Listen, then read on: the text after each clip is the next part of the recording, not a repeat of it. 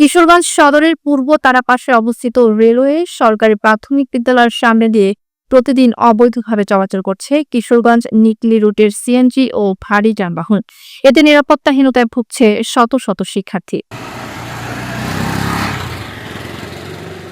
স্থানীয়দের অভিযোগ, এই রাস্তাটি মূলত আবাসিক এলাকা। এখানে রয়েছে আরও 3টি মাদ্রাসা, একটি মসজিদ ও একটি ক্লিনিক। অথচ দ্রুতগতির সিএনজি এবং মাঝে মাঝে ট্রাক চলাচল করছে দিনের পর দিন।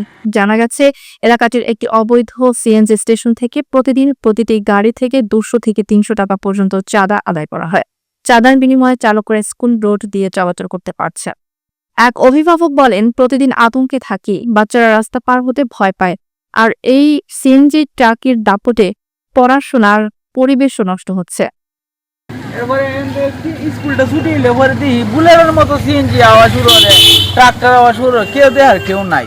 এটা আমরা মানে উপরে কর্তৃপক্ষের কাছে আমরা চাই যাতে এগুলা সুষ্ঠু নজরে আসে। এলাকাবাসী দাবি করেছেন, রেলওয়ে স্কুল রোডে অবৈধ সিএনজি ও ভারী যান চলাচল অবিলম্বে বন্ধ করতে হবে অবৈধ চাঁদাবাজি। স্পিড ব্রেকার বসাতে হবে, স্কুল শুরু ও ছুটির সময় ট্রাফিক নিয়ন্ত্রণে ব্যবস্থা নিতে হবে। শিক্ষক, অভিভাবক ও এলাকাবাসী বলছেন, শিশুদের নিরাপত্তা নিয়ে কোনো ছাড় নেই। প্রয়োজনে আন্দোলনেরও হুঁশিয়ারি দিয়েছেন তারা।